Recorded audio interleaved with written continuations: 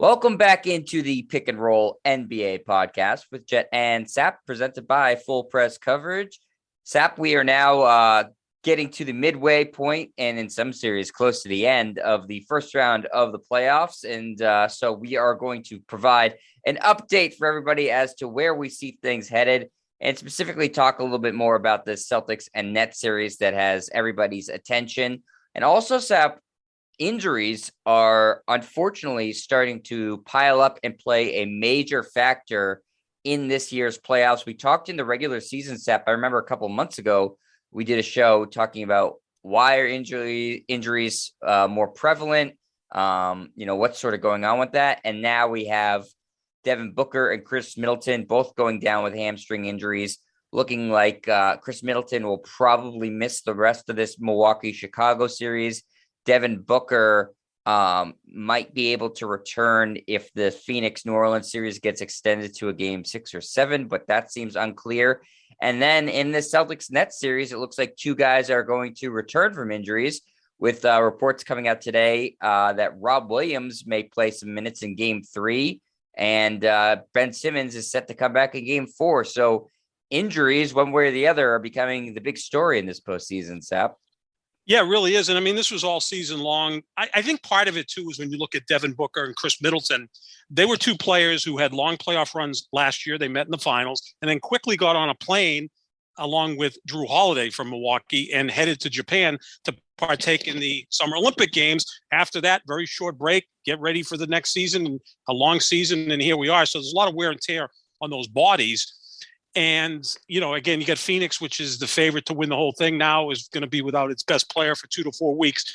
I get that Chris Paul is their most important player, but Devin Booker's developed into their best player. They need both of those guys healthy to make a real title run. And then Chris Middleton, who was so big in last year's playoffs, we're going to have to see what happens with him. So those two teams really hurt by the injury bug. In the meantime, the Nets and Celtics might be getting a little bit stronger if, Rob Williams and Ben Simmons come back and can contribute in some way, especially on the defensive end. So everything's very fluid in this playoff. We talked about that going in, Jet, that there were probably 7 teams that could win the title. And I think we're still there. And some teams are getting players back, but some are losing them. It's going to be a fascinating next 7-8 weeks of these playoffs.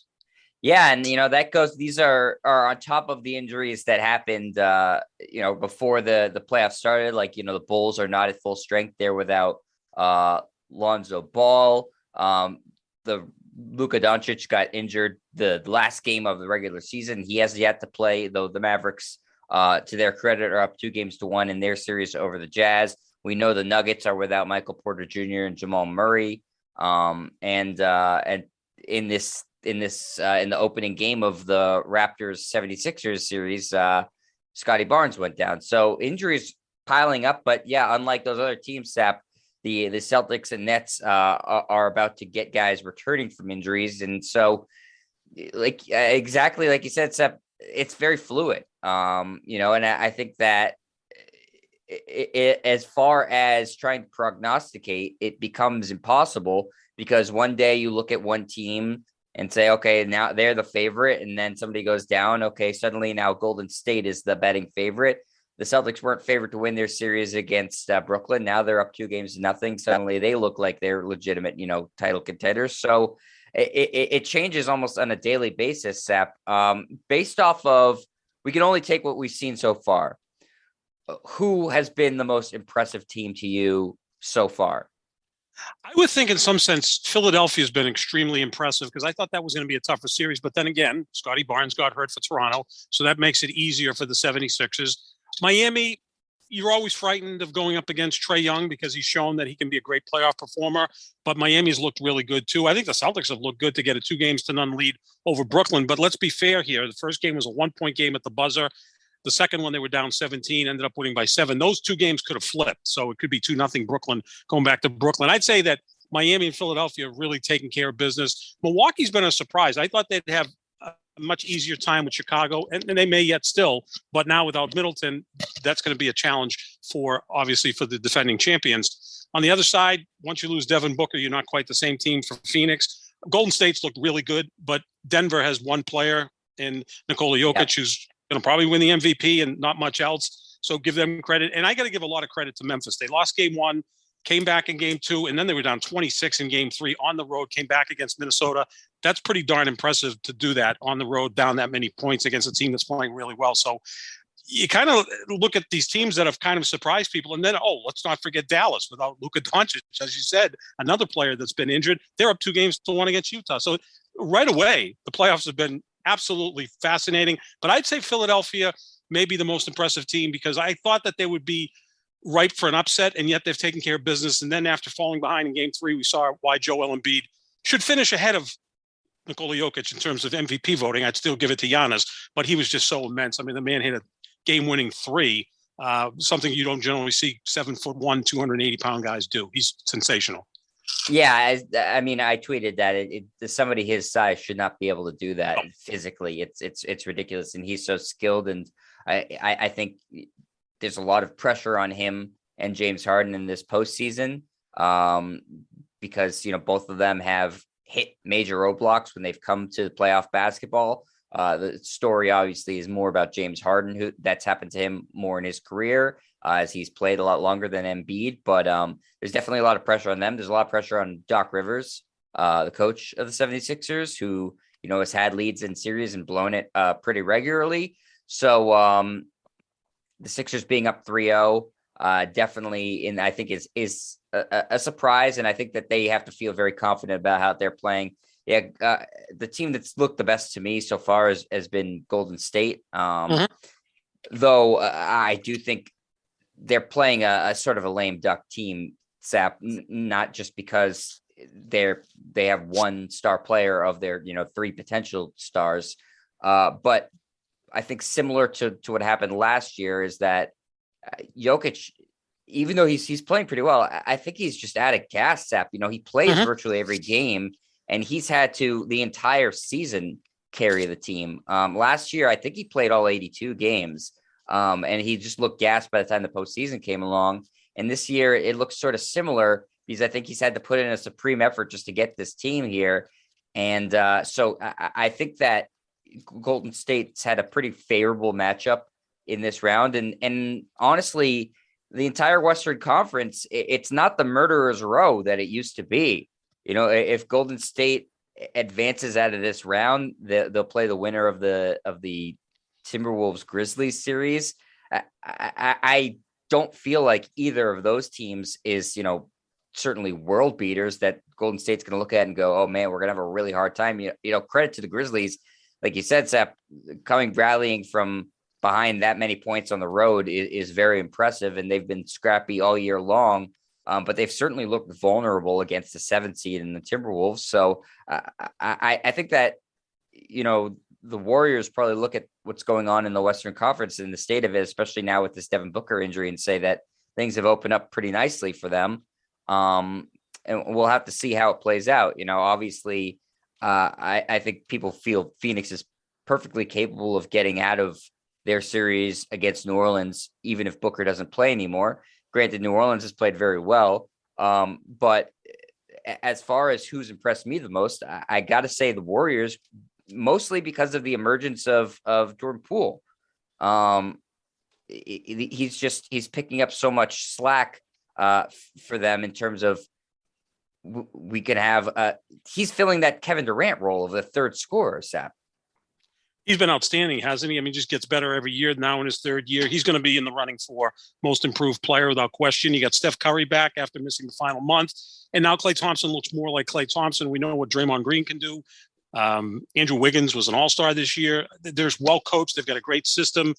And they look right now like the best team in the Western Conference. Again, because Phoenix lost Devin Booker and may not have him for at least the first round, maybe even the second round. I still think Phoenix can take care of business against New Orleans in round 1 without Devin Booker.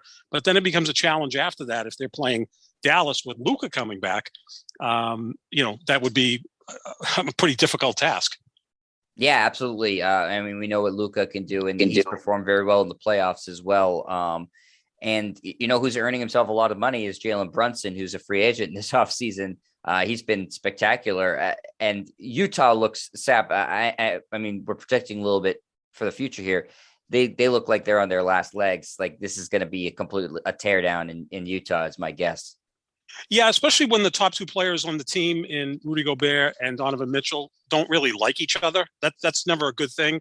I mean, that can work if the players are superstars to the max, but I don't think they're in that level. I think Mitchell's outstanding, and Gobert does his thing as a good defensive player, rebounder, rim protector, all of that.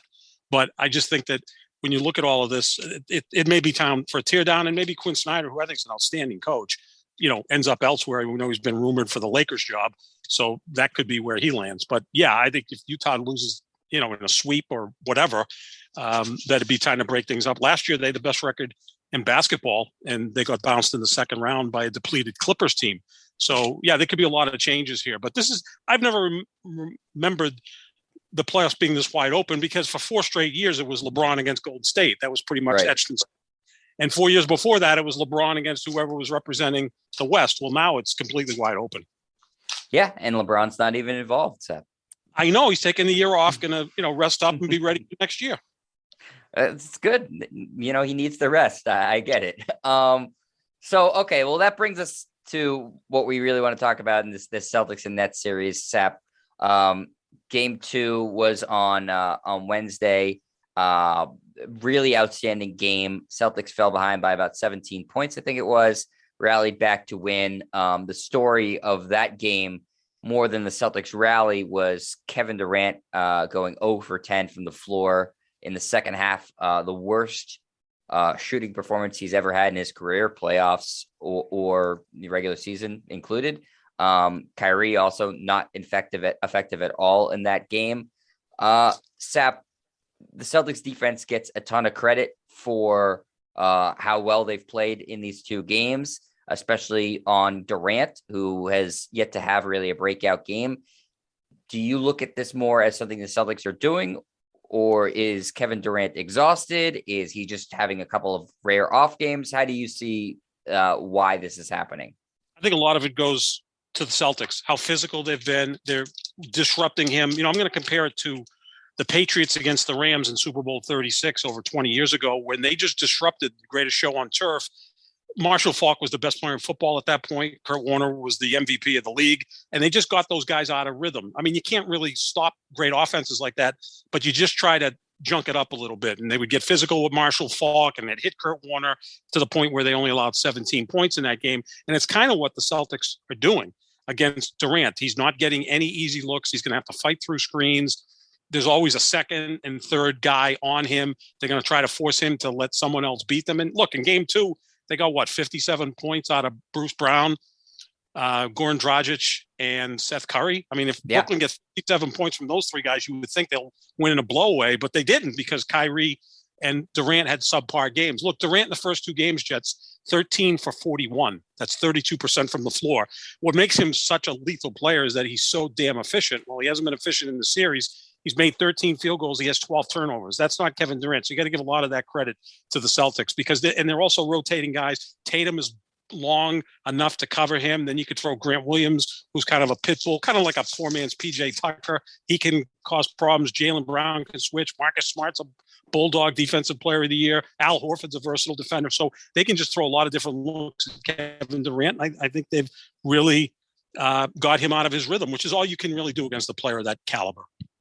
Yeah, they've clearly made a point to try to be as physical as possible, as the referees allow. And in the postseason, it does get more physical, and the refs have let the Celtics do that. Granted, Kevin Durant did take 20 free throws on Wednesday, but I think the Celtics were fine with that because that meant he was getting contact on all of those. Yep. Exactly. Yeah, it's like having a wide receiver has 9 catches, but every time he catches the ball, he's getting hammered. And again, back to Super Bowl 36, that's what the Patriots did against Isaac Bruce and Torrey Holt. They're going to catch balls. You can't stop them. But when they catch it, punish them. And that's what the Celtics have done. They've been allowed to be physical and do what they have to do. And then at that point, when Durant does get a free look, which isn't very often, he's just not ready to make it. And again, you look at Durant, how great a player he is, and no one's questioning that he's not a top 15 or top 20 player. But the most success he's had in the playoffs was when he was in Golden State, which is expected because he was playing with Steph Curry, Draymond Green, Klay Thompson, Andre Iguodala, all those great players. where it didn't always have to be the focal point on Kevin Durant. Now it has to be, because Kyrie's up and down. And now we're seeing that Kevin Durant, as great as he is, can he by himself carry a team? Well, it hasn't happened in his career, really. Sap, let me read a couple of minutes numbers for you, because this has become a discussion now. Is Kevin Durant fatigued? I think there might be something to it. So starting on Sunday, let's say, okay, I'll start from the 13th of March. 43 minutes, 30 minutes, 40 minutes, 38 minutes, 38 minutes, 40 minutes, 31 minutes, 42 minutes, 39 minutes, 45 minutes, 42 minutes, 37 minutes, 42, 41, 41. That was how he finished off the regular season. In the 2 postseason games, 41 minutes and 42 minutes. He's playing virtually every minute of every game, Sap. Right. Is this could we be seeing a fatigue thing being a real factor here too? Absolutely. And you know what? The thing about playing on this Brooklyn team is he's asked to do a lot, not just score. He's asked to rebound. He's asked to facilitate and play defense. When he was in Golden State, a lot of those things were taken care of. Draymond was the primary defender. We know how good a defender Clay is. Steph is a great ball handler. So he didn't have to do every single thing. Now he's being asked to do that. And again, those minutes add up. And you kind of look at the lack of chemistry with Brooklyn. The last 3 years that Kyrie and Kevin Durant have been there, the Brooklyn Nets have played 230 games. Well, Durant's only played in 90 of them, and Kyrie's played in 103. So they haven't played a lot of games over the 3-year period and a lot of games together. So that's really been a problem. Yeah, I think, this is where the Nets not wanting a coach has sort of come into play, and that Kevin Durant and Kyrie James Harden, though he wasn't part of that decision, had no interest in having a real coach. And I don't think anybody's been particularly impressed with Steve Nash. And I don't think anybody imagined they would hire him as a great, basketball mind, though, he obviously 2-time MVP, knows the game really well, but that doesn't mean you're a good coach. And I think the fact that he has played Durant so many minutes is probably contributing to why they're down 2-0 right now. Now I get that Brooklyn had to scramble at the end of the year just to make the playoffs because, like you said, Sap, Durant has missed so much time, and Kyrie, we knew what his situation was in the regular season. But I think that the only way Brooklyn felt that they were able to win games and still feel that way is if Kevin Durant plays the entire game. And that combined with the Celtics making life so difficult for him by, double teaming, triple teaming, pushing him, prodding him, doing that. I don't know any athlete that would be not exhausted at this point. Sure. Well, I mean, you compare this to 2018 LeBron James, and LeBron had to carry that Cleveland team all the way to the finals and do all the things that he does: score, rebound, defend, facilitate, do all of that. But that's a different level of athlete, right? I mean, LeBron's 6'9", 260. You get physical with him, you're right in his wheelhouse. He's like Derrick Henry out there. He's only going to eat that up. Durant's 190 pounds, maybe 200 pounds. He's a completely different player. You get physical with him, he's not going to like it. They're just two totally different players. And again, when Durant had his most success was with Golden State, where he didn't have to do everything. He could even have an off night, and Golden State could still win because Steph could drop 38, Clay could drop 27, Draymond would get you 14 rebounds, and they actually have a coaching staff in Golden State too. And that leads you back to that very good comment, Jed, about Steve Nash. He's really not coaching, because what exactly is he doing to make things easier for Kevin Durant? Let's run some screens for him. Let's get him in some spots where he's not getting beat up. Why is he bringing the ball up the court every time? Isn't Kyrie Irving your primary ball handler? Why isn't he handling it as much as he should? Or maybe if Ben Simmons comes back in Game 4, that's something that Simmons could do, because he can be a ball handler, a facilitator. That's where they're going to benefit getting Simmons back, if he is close to being Ben Simmons, in addition to his defense and rebounding. So again, this third game, Jed, is going to be so important. The Celtics could take complete control of this series, or Brooklyn could get back into it knowing that they have Simmons coming back on Monday night. That's why this Game 3 is huge. So what does Brooklyn have to do to pick up Game 3, Sap? What do they have to change? They have to get some easy shots for Durant, which isn't easy because the Celtics are playing outstanding defense. But, just do some things. Run double screens. Get him along the baseline. Maybe get him down low with his back to the basket. Yeah, he's going to get hit there as well and beat up, but at least he's got more options down there. Try to get him some easy shots. Look, the three role players had good games in Game too. I mean, Dragic was outstanding, especially in the first half. And then for some reason, Nash didn't play him much in the second half. Bruce Brown may have had the best game of his life. Right. And Seth Curry was outstanding. And they still lost because Kyrie and Durant were in trouble. And were a combined 8 for 34 or 8 for 30. 8 for 30 from the floor from those two guys who are generally 50, 40, 90 guys. I mean, that's got to be some credit to the Celtics. And also the fact that it looked like, to me, Kyrie Irving didn't want to be there Wednesday night. He was brilliant in game 1. Game 2, he looked detached, not really with it. But you know what? That's Kyrie Irving. He did it when he was in Cleveland playing with LeBron. He did it while he was here. And now he's doing it again, where there's games where he's incredible and other games where he looks like he'd rather be anywhere but on that court. Yeah, no, I mean, he's as mercurial as it gets. We know this, and I think everybody expects it at this point. But, the Nets can't afford it. Something that Charles Barkley's been saying all postseason long is he feels like they can't win unless both those guys have great games. And now they're capable of doing that. And I think there's something to that. It's if Kyrie had a phenomenal game 1, I mean, it really was unstoppable. Kevin Durant was okay. I'd say a little below average for him. And they lost, even though Kyrie was phenomenal. And then they were both pretty bad in game 2, especially from an efficiency standpoint, even though, like you said, Sap, all those role players played really, really well and they lost. So do they both need to have outstanding games to win? To win 4 times, I think, yes. To win once, maybe they can have a win where just Kevin Durant plays outstanding and Kyrie is just okay. But I don't think that that's a formula to winning a series where, you could just hope, okay, one of our guys will have a good game. Now this guy will have a good game. They need to both be on the same page and be playing fantastic in order to win 4 games out of a best of 7 series. If they rally and get out of this round, Sap, and play likely the Bucks, the same thing's going to apply to playing Milwaukee. They're not going to be able to beat Milwaukee by having just Kevin Durant have one good game and Kyrie has a subpar game there. They need to both play really, really well. That's the way they designed this team, that including the thing with the coach. He's not going to bail them out by coming up with some sort of great game plan. And so, they're going to live or die by their 2 stars. That sometimes works in the NBA. It still has a chance. The series isn't over just because the Celtics are up 2-0. But it's certainly the deficiencies with Brooklyn, not just their roster makeup, but their coaching and their culture. They're rearing their ugly head through 2 games in this series. Yeah, everything that we thought was a question mark about Brooklyn, they've exhibited that, right? Their offense, is brilliant as it can be, can also go into a funk because it doesn't seem like they're running an offense. It's basically iso ball with Kyrie and Durant. They're brilliant, but at times they can be shut down.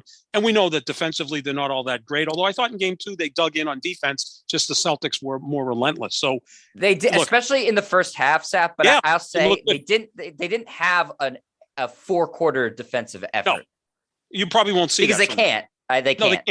No, they can't. I mean, Kyrie's a minus defender. Dragic is a minus defender. Seth Curry, not a really good defender. Drummond, he's a big physical guy, but he doesn't move all that well. Durant, now you're asking him to do all of these things besides score, rebound, pass. Now you're asking him to be an elite defender, which we saw in the play-in game against Cleveland where he had 4 blocks. I mean, he was sensational. He's a great player without question, but now the level of competition is that much better because now I think Jason Tatum is now looking at Kevin Durant and is saying, I'm your equal. He may not be there yet, but he's getting there. He doesn't have to look at him as his big brother. Jaylen Brown, I don't think, is intimidated by them. And then after that, the 3rd best player and the 4th best player on the Celtics are better than the 3rd and 4th best players on Brooklyn. If you're going to talk about Marcus Smart, Al Horford, that doesn't even include Rob Williams if he comes back for game 3. I think the Celtics are a deeper team. And then when you get excellent performances from Peyton Pritchard, Grant Williams, and Daniel Tice, like they got on Wednesday night in game 2, where those 3 players added in 42 points. Grant Williams was really good in the first half, kept you afloat, and Pritchard was great in the 4th quarter. And give Ime Udoka credit for going with Peyton Pritchard in the 4th quarter. That's not an easy decision because you do think of him as a defensive liability, but he scored as many points as Kyrie Irving that night and scored a couple of big baskets in the 4th quarter when it was still a game. Yeah, those are 2 great points, Sap. And I think you nailed it in that Grant Williams kept it from turning into a blowout in the first half. He hit some big threes to keep it reasonable. And then Peyton Pritchard late was hitting, if they were going to double and triple team Tatum and Brown, Pritchard was going to get open shots. Tice was going to get open shots, and they hit him. They trusted that, okay, if we put you guys in position to take open shots, we trust that you're going to make them. They delivered. Grant Williams didn't miss a shot from the floor, Sep, or from the free throw line. He was perfect on the night, which is outstanding.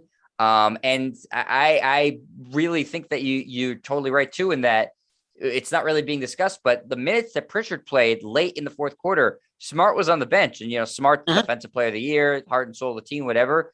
But what Pritchard was doing was working. And so Udoka said, we're not going to just pull the plug on this to get our guy in. And I think Marcus Smart was fine with that. I think that the team at this point is like, hey, if it's working and we're winning, we're willing to sacrifice individually, which is completely opposite from what this team was all of last year and for the first 3 months of this season. Just, it couldn't have been more opposite. And you saw it again, just like how we said game one, the end of game one was a perfect example of how this team's changed by the ball movement and guys not settling for a bad shot. And they ended up getting the game winner off of good ball movement. And Marcus Smart made the pass. Game two, that similar fashion's happened, that the star players or the guys in the marquee were willing to take a little bit of a back seat to the guys who are playing well. Grant Williams, Daniel Tice, Peyton Pritchard say, okay, we don't have to do anything right now. These guys are rolling. Let them roll. We just need to win the game. That's all that matters. And so it's a complete change. It's remarkable. It's a complete mindset change. It's like the Bizarro World from Seinfeld, right? The first half of the year, even last year, like, these guys don't like each other. They're not getting along. They don't understand their roles. And at some point in January, it all changed. And I think maybe coming up to the trade deadline, that maybe Jaylen Brown and Marcus Smart thought that they might be moved. And I do think it's Marcus Smart that's made this work, because when he was out for about 6 games with some injuries and COVID, he came back and became a point guard, right? And they allowed him to be a point guard, facilitator, great defender, score when you need it. Again, I'll say it again, comparable to the way Mo Cheeks was a point guard on the Philadelphia 76ers 35, 40 years ago. Again, being the old guy, I'll bring him up. But that's exactly what's happened with the Celtics. And I think because he has probably the most dominant personality on the team, in fact, strike that, he does have the most dominant personality on the team. He's not the best player, but he certainly is the alpha among all the players. And he's the longest tenured player. Longest tenured, and he's that guy. Kind of like Draymond is with Golden State. I mean, Steph's been there longer. Draymond's not as good as Steph or Clay or even Jordan Poole, although he's probably as good as Jordan Poole because Draymond does so much. But he's the dominant personality, right? So that's what Marcus Smart is. And it just, I don't know, something went off inside him, said, defense, facilitate, score when I have to, get to the basket, drive to the basket. That's a way to score as well. And let me make my 2 top scorers, Jason Tatum and Jaylen Brown, the best they can be. And when that happened, everything just fell into place. And here we are. Yeah, I think, his picture or understanding of what being a leader changed, in that, he's always, I think, fancies himself a leader because he puts himself in a position to dive on the court and like lead by example. But I think his perception of it changed to like, okay, being a leader doesn't mean I need to take that clutch shot and feel like I need to be the guy who takes it. Leading means I am making sure my team is in the best position possible to win the game. And I can still have my personality and be a dominant personality and, rally the troops and stuff like that. But the best thing for me to be a leader is to make sure that I am putting the team in the best possible position to win every game we play. And I think he's done that since he returned in January, Sap. I think he's completely changed how he views it. Maybe the Celtics, when he was injured, he actually wasn't injured and they sent him away to some sort of brainwash facility, or what did you say in Clockwork Orange? The Ludovico treatment. Yeah, exactly. Maybe that's what they did. Maybe that's what happened. I don't know. Yeah, they played Beethoven, and Marcus Smart hates Beethoven now. But maybe that's what they did, or they sent him to Tony Robbins, the self-help group, yeah. Tom Brady's guy. Yeah. Maybe Tom Brady got a hold of Marcus Smart and said, "Here's what you need to do." Yeah, I don't know. It's one of the most amazing things, because this is a player who I've done a 180 on. I mean, I'm telling you the other day, my nephew, who's a little bit older than you, he loves Marcus Smart. That's his favorite Celtic too. And he goes, "Uncle," he still calls me uncle at 48 years old, which is kind of nice, but nice. Sobering. Yeah. And he said, "You hate Marcus Smart." I go, "I don't anymore." I said, because he's evolved as a player. When players evolve, I'll change too. I'm not going to be this guy that says, oh, he's terrible. He's been the biggest reason for this turnaround. I mean, Jason Tatum did what he did. Jaylen Brown did what he did. We know what Horford could do. Rob Williams, I think, is the second biggest reason because he's just elevated into a nightmare matchup because he can do so many things. But Marcus Smart's the big reason for this. And again, I think it's because of his personality, the fact that he is the longest tenured Celtic. And once he bought in, everything just kind of fell into place. And you got to give a lot of credit to Ime Udoka as well. I mean, he's just been sensational. You got to give him credit. Sap, we both like analytics. We're both, I'd say we skew as analytic guys. We like them too, but you're saying Marcus Smart deserves maybe the most credit for why this team's turned around. I agree with you, but that's something that the numbers would never be able to tell you. Right. If you look at just the stats, maybe he's more efficient, but I don't think that you can look at the box scores and say, oh yeah, Marcus Smart's the reason why this team's turned around. This is why there's room for being both. You can look at the film and look at your gut and see what that's telling you and look at the numbers. There's room for both because with this specific instance of the Celtics, it's been a turnaround in mentality. They're winning more games and the numbers show that they're winning more games, but the individual stats, I don't think would tell you that story as to why they're doing it. And it's something that you have to actually see with your eyes. And I think that this is a perfect example of that. Absolutely. As my good friend Colin Coward would say, he's a fan of manalytics, not just analytics, right? There are times when you just look and say, this team just looks different. Just see their reaction on the bench. Meanwhile, you look at the bench of the Brooklyn Nets and you get Ben Simmons, who's yet to play a game with the Brooklyn Nets, and he's just kind of sitting there as if he couldn't care less if his team was winning or losing. And again, winning breeds that, right? And I think that's helping with the Celtics. It's the old adage, chicken or egg, what comes first. Right. But so many things they've done have worked here. They've bought into what they have to do defensively and also on offense, sharing the basketball. That game-winning play at the end of game one was perfect. And again, to quote my man Colin Coward, he said, if these were two movies, the Celtics would be Hoosiers because they're well coached, they're doing everything right. I think he may have shorted them a little bit on talent. Don't forget, they have two guys that were the third overall pick and another guy who was the sixth overall pick. And, oh, by the way, Al Horford was the third overall pick as well. So they have talent. He compared the Brooklyn Nets to the movie Boiler Room.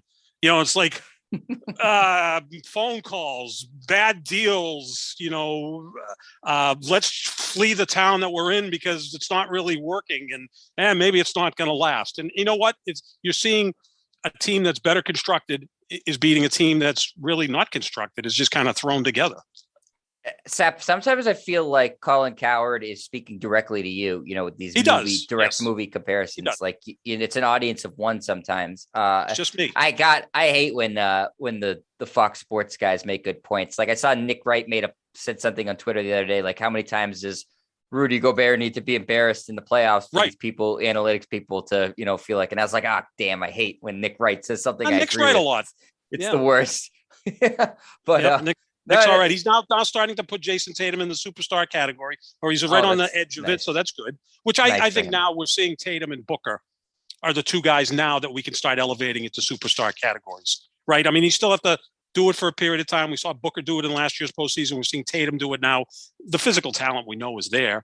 The consistency, the durability, those are important things, and they're there. So I think those are the next two guys in the league right now that are getting into superstar categories where you could say they're top 10 players. I won't go top 5 yet because, you still got Giannis, Durant. No, I think that's a discussion for after the postseason plays out. Yeah. Exactly. We can see if they can elevate themselves there, we'll have to see, Giannis, exactly. I think we elevated to the best player in the world after he won the title and had that amazing game 6 performance to ice it.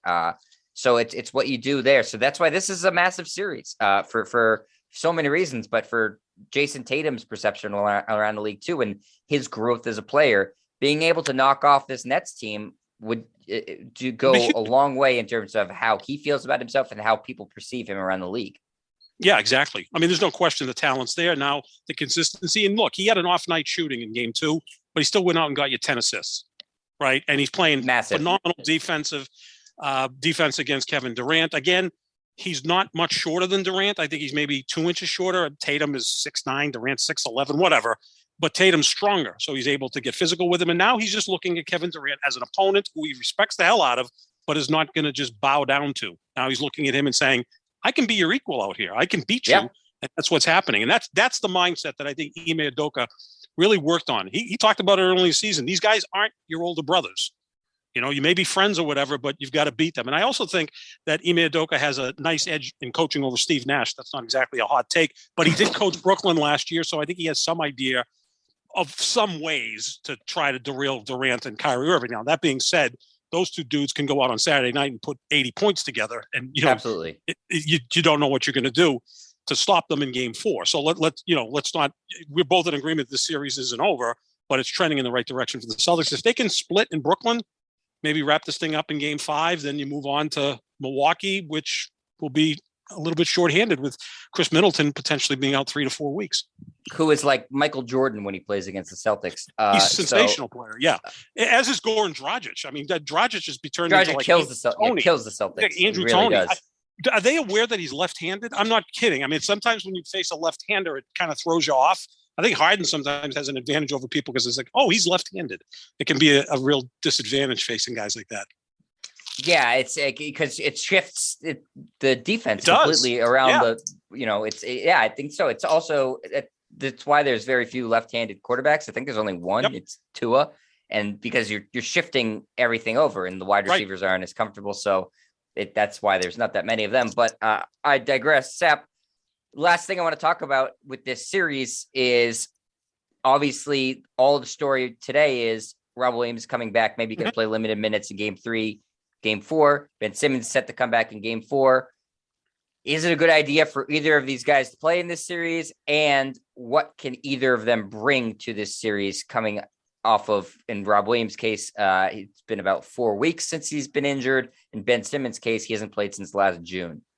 Yeah, I mean, I think now that Brooklyn's down 2-0, they need him a little bit more because they're going to get this series back in order. And he's not playing Game 3, but he's playing Game 4, which to me is strange. I mean, if the Celtics win Game 3, why seems arbitrary. Simmons back? Although they may just want to see what he looks like out there so they can go into the offseason and sit down with Kyrie, Simmons, and Durant and say, okay, you're our 3 guys next year. Let's put it together. We'll get a new coach in here.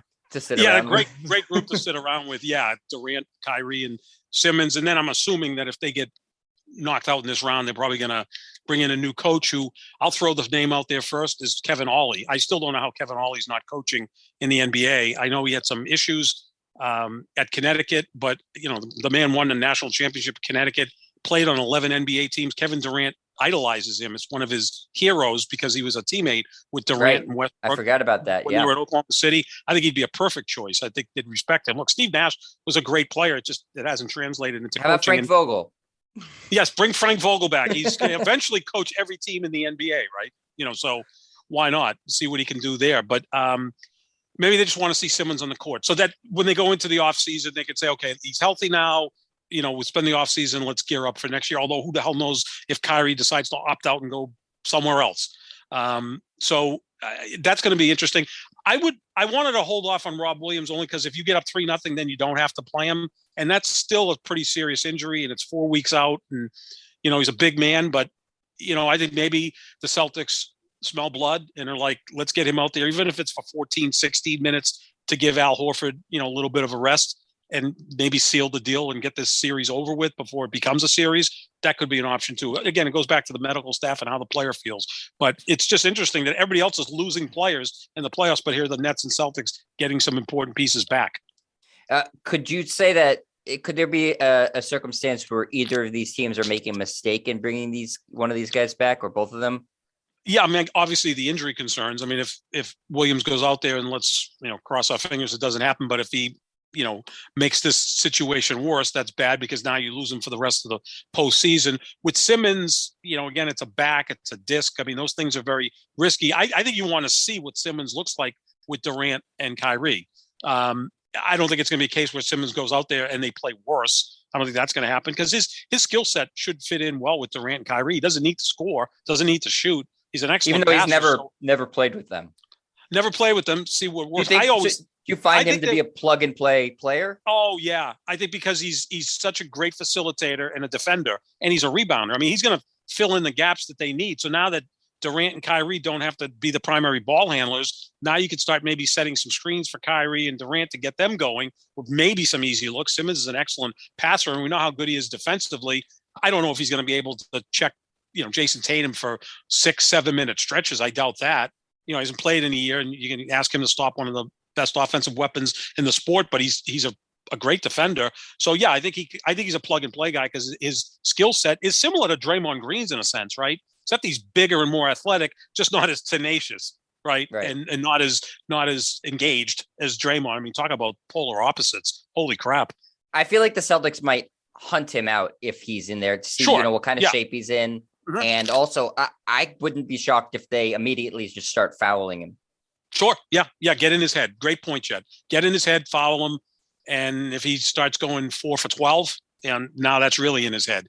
And we know that Nick Claxton can't shoot free throws, and neither can Andre Drummond. I would hope Steve Nash doesn't have those three guys on the court together. I couldn't see that. You generally don't play the two bigs with Ben Simmons. But, yeah, those are three really bad free throw shooters. It's funny you mentioned that, Saf. I said the exact same thing to my dad when we were watching. I said they have maybe the collection of the three worst free throw shooters in the league. And then they have the two of the best free throw shooters in the league, and Kyrie and Kevin Durant. So do they just assume it offsets itself? We got two 90% free throw shooters and then 50% free throw shooters. Durant missed 2 straight free throws on one trip. And I was like, I can't remember the last time that happened. I used to get that with Larry Bird. I mean, I watched a lot of Larry Bird. I was at, but then he finished 18 of 20 from the free throw. Yeah, lines. He still went 18 for 20. So I mean, yeah, he's a 90% free throw shooter, as is Kyrie. So the thing is, the only problem is if Durant starts to feel more comfortable. And again, I don't know if there'll be a carryover from game 2 to game 3, Wednesday to Saturday. That's a long gap. Maybe seeing the ball go through the basket with those free throws will make Durant feel good. And again, we're going to have to see how this game's officiated on Saturday. If he's ultra aggressive and gets to the free throw line and goes 6 for 6, 8 for 8 in the first quarter, that could really open up his game. And now he's impossible to defend. So, there's a lot of work that still has to be done. But maybe Rob Williams being out there, even again, if he can give you 4 4-minute stretches or 3 4-minute stretches, that can be a help.